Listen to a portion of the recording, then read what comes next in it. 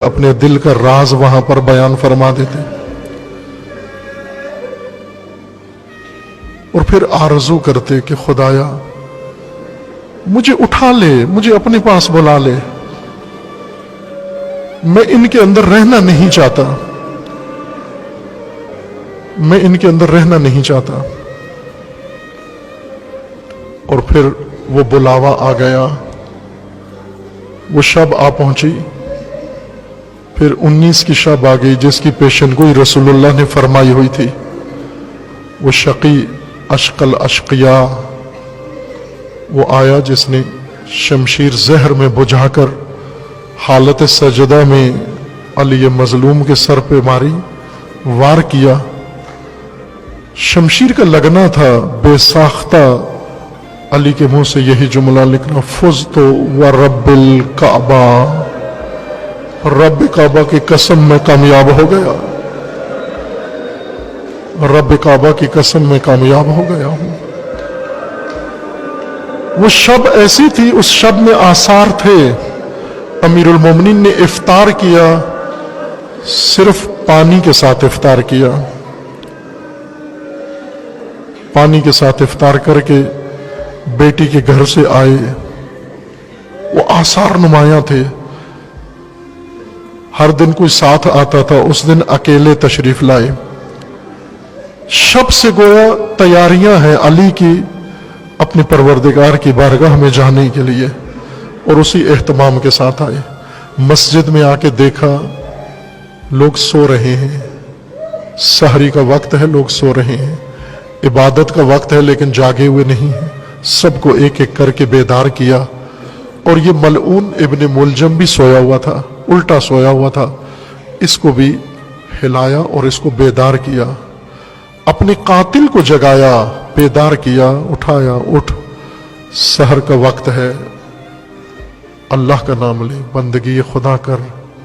اور پھر اس کے بعد خود مشغول ہوئے۔ عزیزان، یہ ضربت لگی اور خبر کس طرح سے کوفہ میں پھیلی، اہل کوفہ کو کیسے معلوم ہوا؟ اہل کوفہ کو کسی نے جا کے بتایا نہیں کہ امیر المومنین زخمی ہو گئے ہیں، بلکہ کوفہ کے اندر وہ یتیم اور بیوائیں اور نادار اور بیمار اور فقراء اور محتاجین جو ہر شب ایک ناشناختہ محسن، ایک ناشناختہ مہمان کے انتظار میں رہتے تھے، وہ مہمان جو اپنے ساتھ ان سب ناداروں کے لیے، فقیروں کے لیے اپنے ساتھ غذا لاتا تھا، دودھ لاتا، خرما لاتا، بعضوں کے گھر میں آ کر غیر محسوس طور پر رکھ کے دستک دے کے چلا جاتا کہ کوئی اس کو پہچان نہ سکے کون ہے۔ کئی دفعہ انہوں نے کوشش کی کہ آنے والے کو پہچان تو سکیں، لیکن کبھی بھی کامیاب نہیں ہوئے، نہیں معلوم ہوا کون آتا ہے۔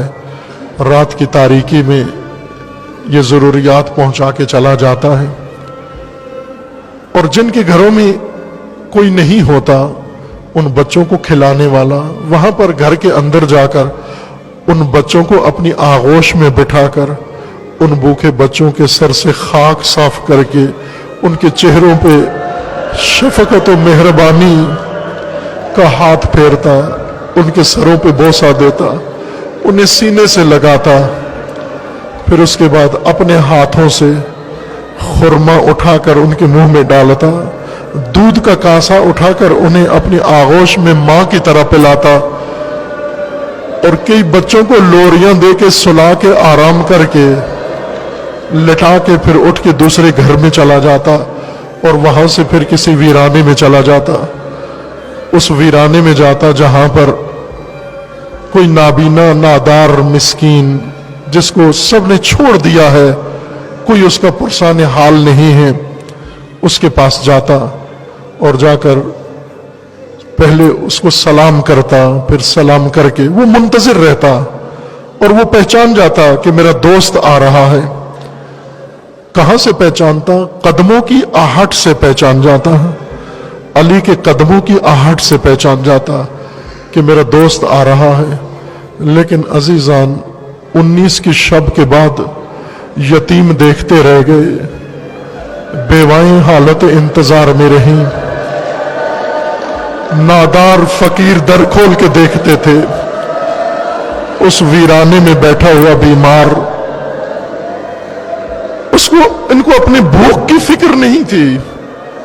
अपनी खुराक की फिक्र नहीं थी, बस एक फिक्र लगी हुई थी, वो जो हर शब मेहरबान आया करता